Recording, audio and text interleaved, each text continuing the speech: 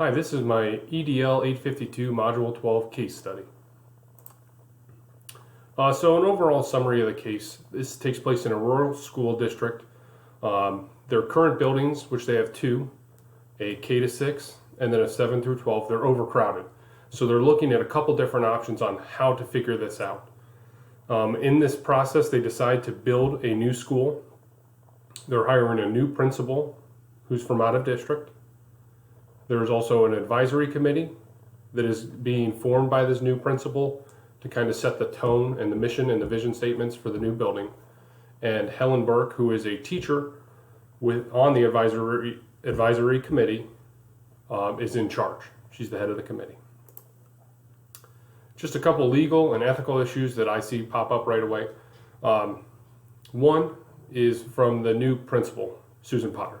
She believes in a collaborative process, but also is feeling pressure from everyone else to just make the decision. Helen, who is the head of the advisory committee, her brother's on the board of education, very influential farmer in the district who's pushed for the building of the new school.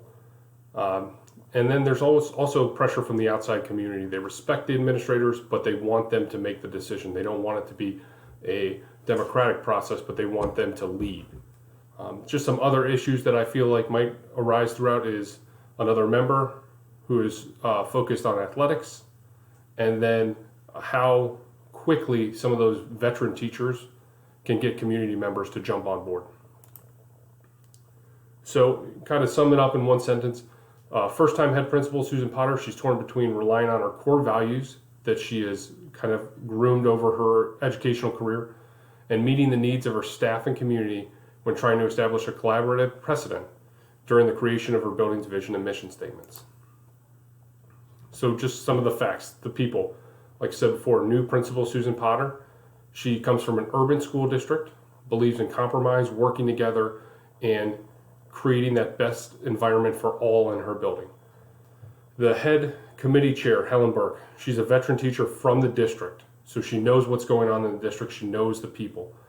She only agreed to become the chair if Susan agreed to help her. Strong ties to the community, and like I said before, has a brother on the school board. Another committee member, Dan Kelby, he's a veteran teacher of the school district with strong community ties as well. Very focused on the athletic endeavors and maybe not all of the necessary information and detail that's going to go into building that building. He's also very influential on the committee. He started talking and instantly got other members from the community on his side. And then the rural community itself. So they rely heavily on its administrators to make decisions and move the district forward. So it is Lightville Community School District. It's about 10 minutes away from a major city. 2 rural townships make up the school district. 60% of the residents live on farms.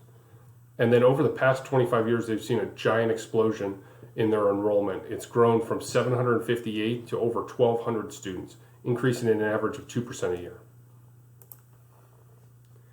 So there's currently housed in 2 buildings. You have the elementary building, which is K to 6, which is a 22-year-old building, and a secondary building, 7 to 12, it's 11 years old. So in coming up with the process, the Board of Education and the superintendent thought of 3 options. They could build an addition on the secondary building and move 6th grade up. So essentially take some of those kids from the smaller building, move them up to the secondary building, and kind of put an expansion on that. Second option was build additions on both buildings. And then the third option, which is the one that they ended up choosing, was they were going to build a completely new building for just 6th through 8th grade. So that would take some of the pressure off of those other 2 buildings. So kind of prioritizing the information and figuring out what's important. So a couple things are at stake. One, Principal Potter, she's putting her core values and her own beliefs on the line because she's being challenged by this new staff that's saying, we just want you to make the decision. Where she always feels like it's better if there's a collaborative process that can help buy-in from the teachers and staff. Mrs. Burke, who's a veteran teacher of the district, she didn't really want the job of being the head of the advisory committee, but was swayed by Principal Potter. Now she wants Principal Potter to listen to her and say, I want you to help make this decision. I want you to make this decision. You give us the options that you like, and then we'll kind of vote on it. And then the community. The community's been adapting with this steady influx of students over the last 25 years, and they want to make sure that Principal Potter is representing their interests and not that she's not an outsider coming in trying to change everything. The advisory committee is made up of a great cross-section of the stakeholders. It has 4 community members, it has 4 teachers, and it has the principal. But I do feel like Principal Potter needs more information. I think she should talk to the other administrators in the 2 buildings from the elementary and the high school, figure out how things work in this community, what works well, what doesn't work well, and how can we make this transition as smooth as possible. And then go out and talk to the community members themselves, not just the ones that are on the committee, but other ones within the district, and ask them, how do you feel about this? How do you feel about that? Kind of get their input on what they want to see in their schools. So I think there's 3 overall options. The first one, making no choice. Principal Potter could just fall right in line, make the decisions by herself, and say, here's what I'm thinking and here's where we're going. You have the middle ground one. Well, actually, I'll come back to that one. The most comprehensive is the where she'll just stick to her core values and she'll say, no, I'm doing it this way. This will be a collaborative process. You will do it this way. The only problem with that is if she does that, it could alienate some of those members of her key advisory committee. Then I think there's the middle ground where you get a little bit of both, where it turns into a little bit of a collaborative process, but at the same time, Principal Potter takes more of a leadership role. So some pros and cons. Option 1, no choice. So Principal Potter's just making the choice. That's what her staff and community wants. So they'll be happy. There should be a high level of buy-in.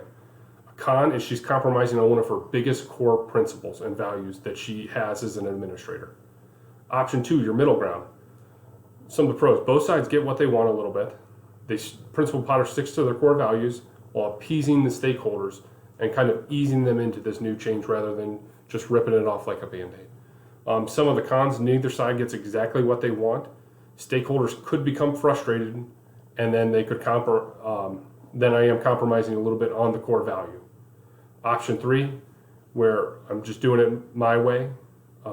The pro is you stay true to yourself. This is who you are as a teacher, and this is what you believe. The cons is you can quickly alienate your staff and community, have low buy-in, and especially in a new district, it could be a rough transition. My personal thought is the best course of action would be the middle ground. I think you get to stick to your overall core values.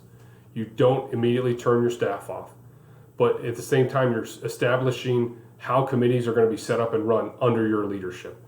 You can showcase your leadership abilities by kind of taking charge and helping to ease this transition.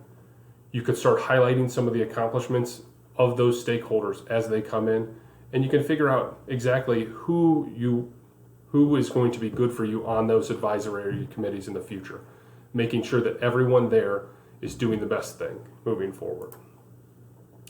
I think a way to implement this is start the process early and take your time. You can't rush it. Over-explain every step. Give them a purpose on why we're doing this. Have examples ready to show them.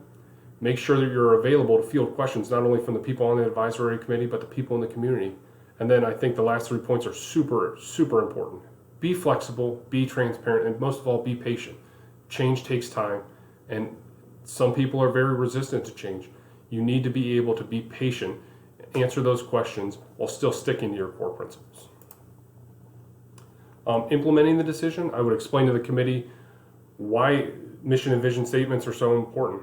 Explain why I feel that it's so crucial that it's a collaborative process and it's not me mandating stuff. I think you need to tell the ambassadors for the rest of the staff and community so they can kind of get them to buy in. I think you can speak to the committee members individually so they can give you their true opinion without pressure from others on the committee. And then start the process that's true to your values. Be open and flexible with your staff as they learn the process, because it will take time. Why is it important to develop and implement vision and goals? I think it's the direction you're designing for your building. You're saying, this is how I'm working, and this is where we want our building to go.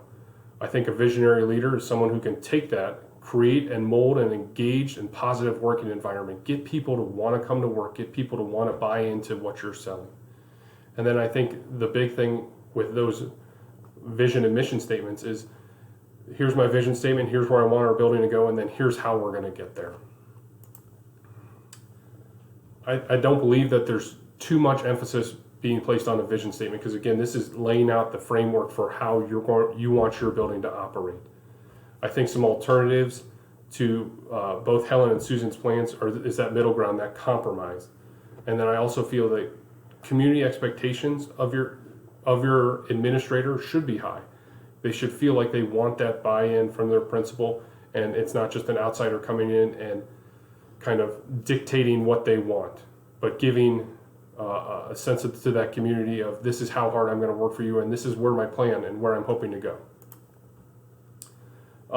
Some advantages and disadvantages to following the committee's wishes. Advantage, I think you get a great sense of buy-in. Your community's happy. Your disadvantage, though, again, is compromising on those core values of who you are. Where could your data come from? Community surveys, conversations with staff members, your overall district's vision statement. So what's the district vision statement, and how can your building's vision statement play into that? And then, again, I feel like data is so important because it can effectively convey exactly what's happening. There's no gray area. It's telling you cut and dry what's happening. I think a reason to make sure your key stakeholders are bought in is they can kind of have influence over other staff members and community members within your school districts. They kind of give that extra backing to what you're saying. And I think we all work better when we're working together. And again, how else we could communicate some of this information is we could send out information at the beginning of the year, present at a board meeting, or most likely post it on the district's homepage. And that is my case study for Module 12.